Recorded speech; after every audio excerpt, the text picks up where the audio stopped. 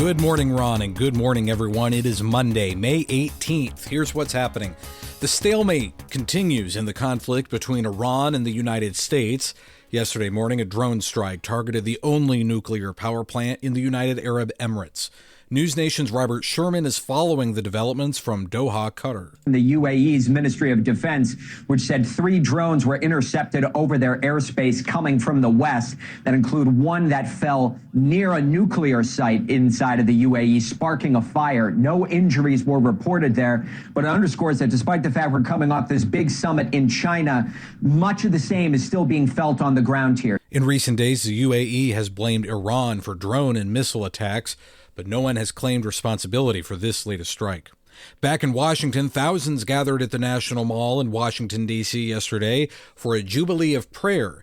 House Speaker Mike Johnson reflected on faith's role in the nation's history and offered his own prayer. We pray that you guide our lawmakers, that you walk with us and grant us the moral clarity to rise above partisan differences and give us the wisdom and humility to serve selflessly and sacrificially.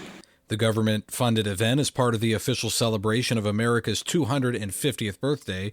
Other speakers included Vice President J.D. Vance, Defense Secretary Pete Hegseth, and Secretary of State Marco Rubio.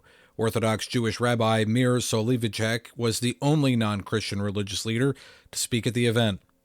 Pope Leo XIV is launching a new commission on artificial intelligence. The Vatican announced the pontiff decided to create the commission due to the increased use of AI. Speaking at his Regina Coeli address yesterday, the Holy Father said, quote, "In this era of artificial intelligence, I encourage everyone to commit themselves to promoting forms of communication that always respect the truth of the human person, on which every technological innovation should be focused." The move comes ahead of Pope Leo's first encyclical, which is expected to address AI within the Church's social teaching.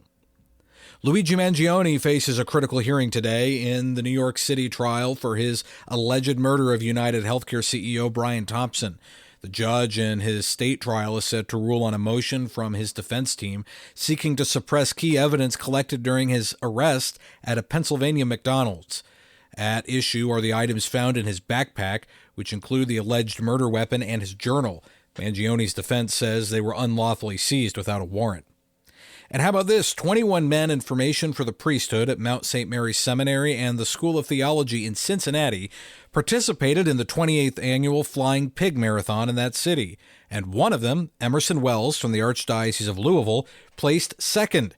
His time was a personal best at 2 hours, 23 minutes and 52 seconds, averaging a 5-minute, 30-second mile. And that is the news this morning. I'm Matthew Handley. Back we go to Toledo. Here's Ron, Dave, and Pat.